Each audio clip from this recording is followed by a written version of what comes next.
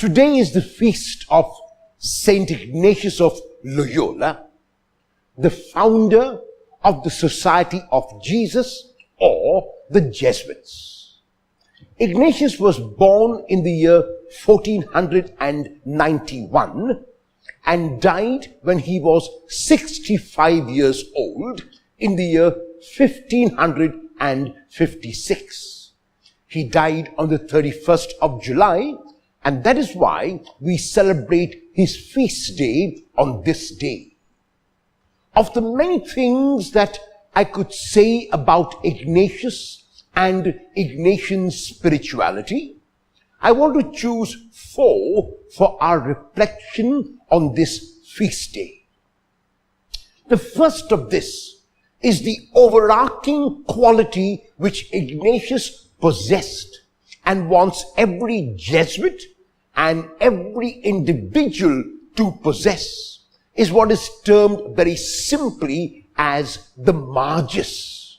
The motto of the Society of Jesus is in Latin, Ad Majorem Dei Gloriam, or as it is sometimes known, AMDG. Ad Majorem Dei Gloriam means for the greater glory of God. The reason why Ignatius chose the comparative degree and not the positive, the great glory of God, or the superlative, the greatest glory of God, was because Ignatius was aware that you could always strive for more. There was never being content with the status quo. There was never being complacent. There was always and every time the striving for the more. The word Magis, therefore, is a Latin term which means more and refers to the comparative degree.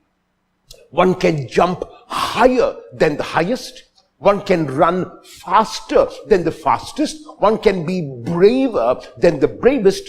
One can be more.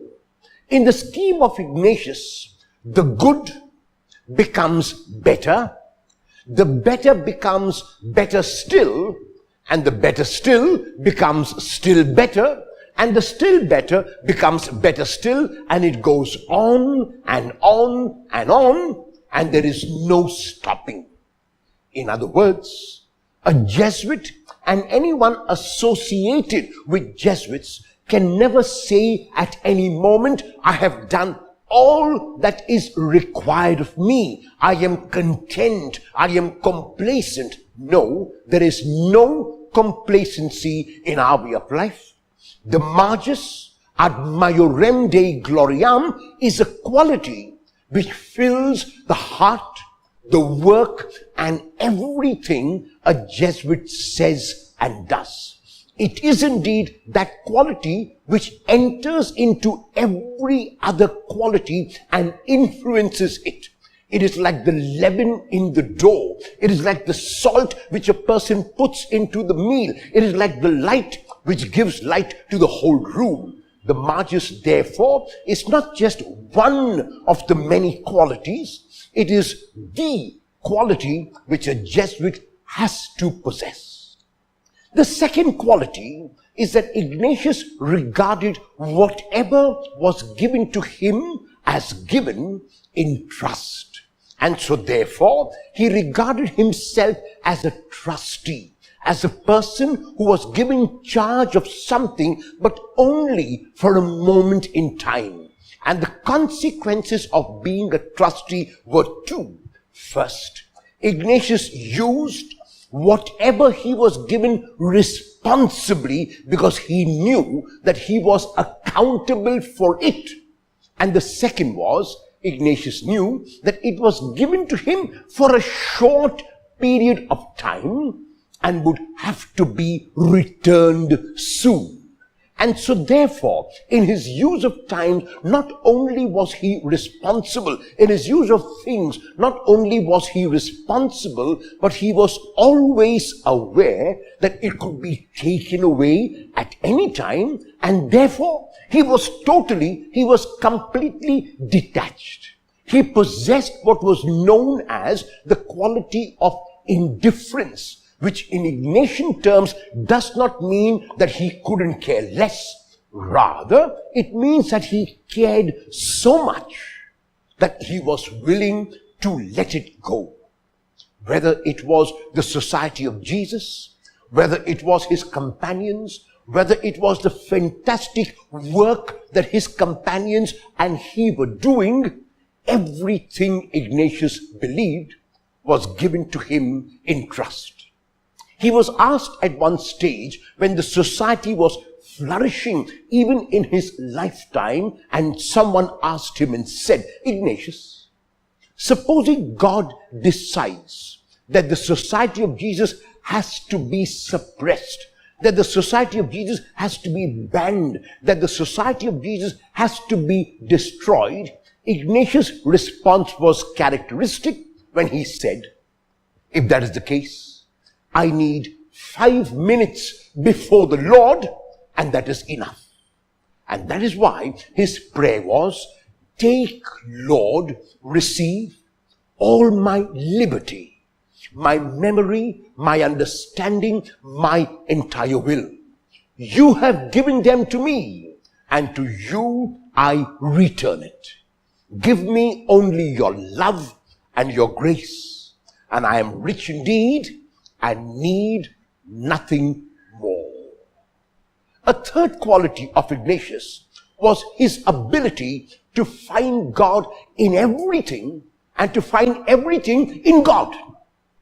When he was on his way to Rome, our Lord appeared to him with the Father, and our Lord was carrying the cross, and our Lord said to Ignatius, "I will be propitious to you in Rome. I will be favorable to you in Rome." Ignatius turned to his companions and said, "We are going to suffer and maybe die in Rome."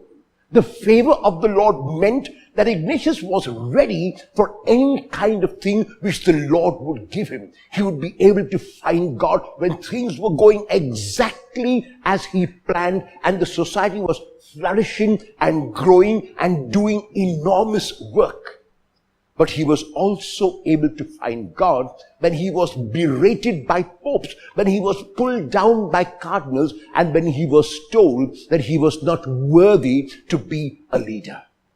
Ignatius developed this ability to be able to find God's hand, because Ignatius trusted in God so much that just like it was the food and drink of Jesus, his master, to do the Father's will, so Ignatius also assimilated this and regarded as his own food and drink the will of God, and whatever happened as being according to God's plan. The fourth quality which I want to speak about today about Ignatius and Ignatian spirituality is that he was a man not for himself, but he was a man primarily for others.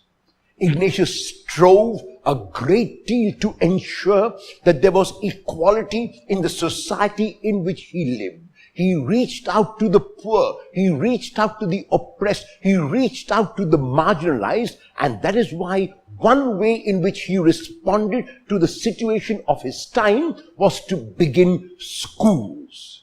Today, Jesuit education is known all over the world, and many people would like their children to enter a Jesuit school and be educated by the Jesuits. This is the legacy that has been left behind by Ignatius, in which we as Jesuits are first men for others, and we train our students to become men and women for others. If a student leaves a Jesuit school, if a student leaves a Jesuit institution and does not have this ability to reach out to others and to think of others as well and to do whatever he or she can for them, the institution has failed to communicate this wonderful quality.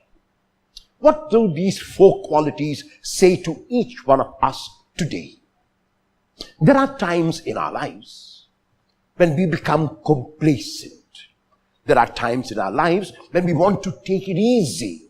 There are times in our lives when we are successful and think that we have done everything required.